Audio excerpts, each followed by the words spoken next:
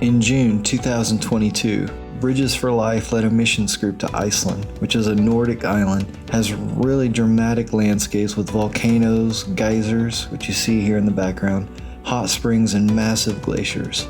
Iceland has a population of roughly around 360,000 people, with most of the population in the capital city of Reykjavik. Iceland has a major history with Vikings, and it's one of the most beautiful places you'll ever see.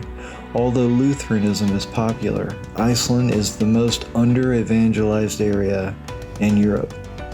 When we landed in Iceland, we landed in Reykjavik. Our first outreach was in Volsfjörður.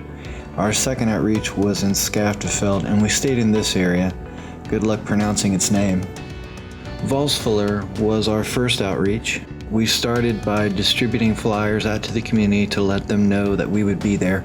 And once the outreach started, we put on the T-Rex costume and the kids automatically fell in love. We had games and candy that we gave out. We had a David and Goliath skit, and then after the skit, we had a little message, and after the message, many of the kids received the Lord in their heart.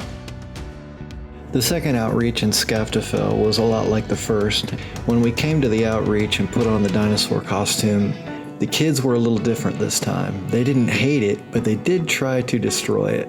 And I promise, no one was hurt in the making of this outreach. Eventually, we rounded them up and had games with them and gave them candy. And we had a short little message, and a number of them received Jesus and asked him into their hearts. It was a great outreach.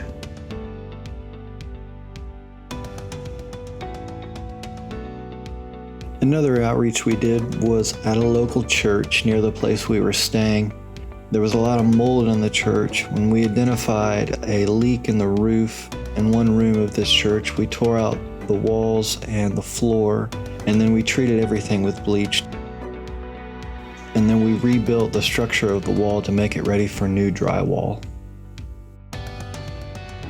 The last outreach we did was at a place called the Ark. It was a really big event center, and we did general labor jobs as well as one big job where we rebuilt part of the driveway. We put fresh pavers down, and we really just made it look sharp.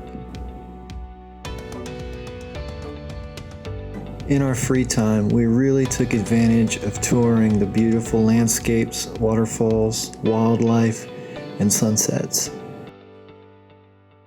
It was daylight 24 hours a day during our trip, which made it feel like the fun could go on forever.